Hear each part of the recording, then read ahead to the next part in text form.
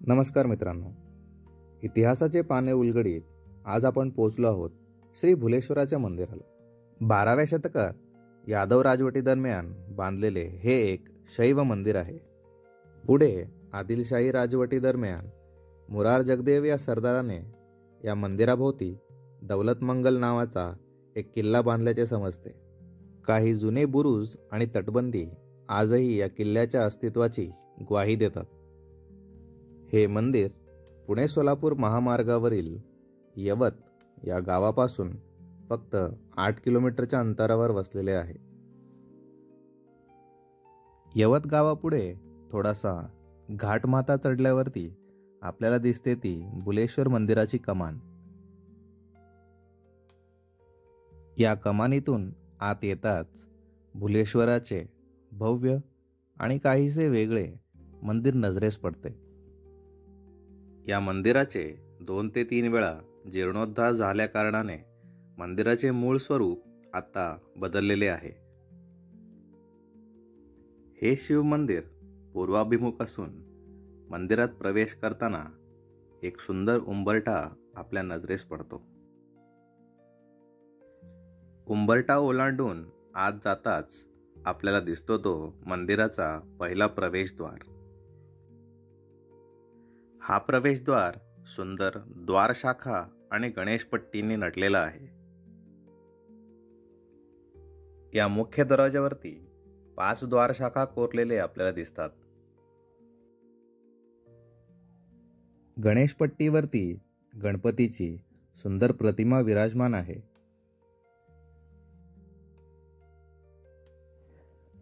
दरवाजाच्या डाव्या बाजूला व्याल शाखा, वेली शाखा आणि स्तंभ कोरलेले आपल्याला दिसतात।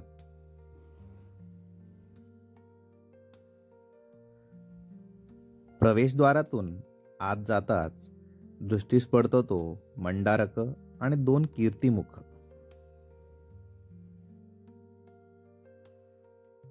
आत प्रवेश करताच हनुमानाचे एक सुंदर शिल्प आपल्या नजरेस पडते। पुढे 8 ते 10 पायऱ्या चढून आपण मुख्य मंदिरात प्रवेश करतो।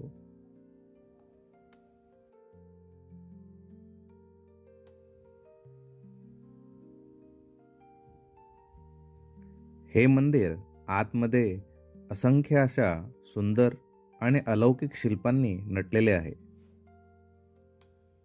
गर्भगृहासमोर नंदी महाराजांचे एक खुले मंडप आहे। या मंडपात साधारण 7 फुटाचा एक भव्य नंदी विराजमान आहे। हा नंदी जितका भव्य आहे तितकेच बारीक कोरीव काम या नंदीवर करण्यात आलेले आहे। मुख्य मंदिराच्या सभा मंडपाला 3ही बाजूंनी प्रवेशद्वार आहेत। या प्रवेशद्वारांवरची शिल्पकला आश्चर्यचकित करणारी आहे। मंदिराच्या सर्व प्रवेशद्वारांवर प्रामुख्याने 5 शिल्प कोरलेले दिसतात। यामध्ये गंगा, शैव द्वारपाल, कुबेर यासोबतच चामरधारिणींचे शिल्प कोरलेले आपल्याला दिसतात। या मंदिरासंदर्भात अशी एक कथा सांगितली जाते की देवी पार्वतीने महादेवाला प्रसन्न करण्यासाठी येथे नृत्य केले होते। महादेवाला देवी पार्वतीचे नृत्य आणि सौंदर्य पाहून भूल पडली होती, म्हणूनच या देवाला भुलेश्वर असे नाव पडलेले आहे।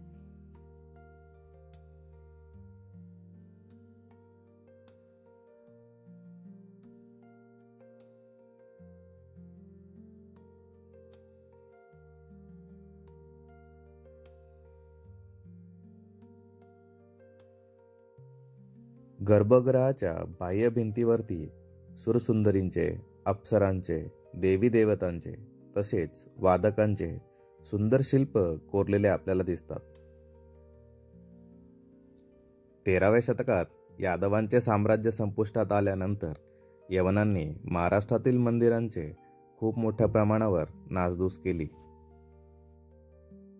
या यवनी आक्रमणांच्या जखमा आजही या शिल्पांवरती दिसतात।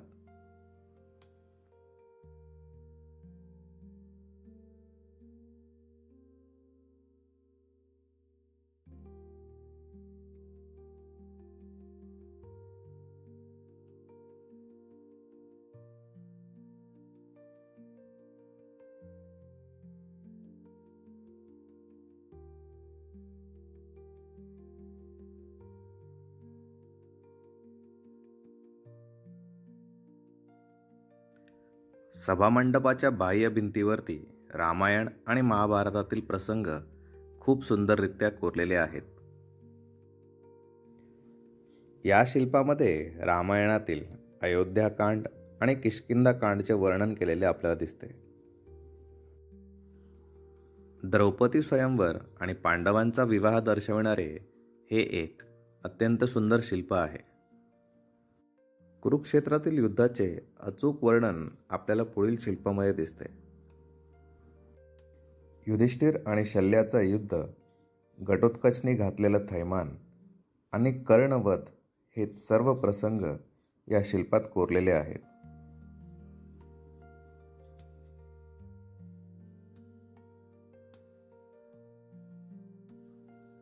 पुढील या शिल्पात अर्जुन आणि भीष्म पितामह यांच्यामधील युद्ध दर्शवण्यात आलेलं आहे.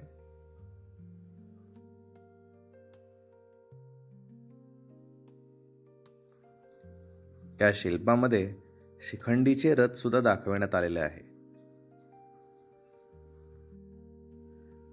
योद्ध्यांची ओळख पटवण्यासाठी त्यांच्या ध्वजांचा वापर या शिल्पांमध्ये खूप सुंदररित्या करण्यात आलेला आहे.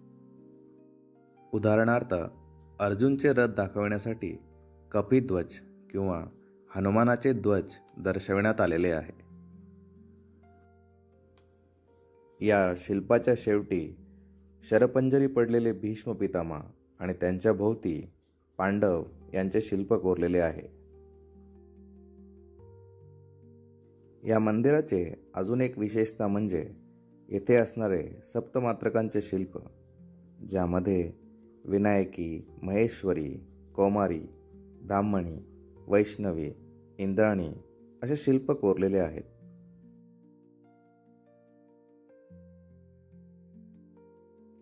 भुलेश्वर मंदिर हा भारतीय स्थापत्य कलेचा एक उत्तम उदाहरण आहे. इतिहासात रुची असणाऱ्या प्रत्येकाने या मंदिराला आवर्जून भेट दिलीच पाहिजे.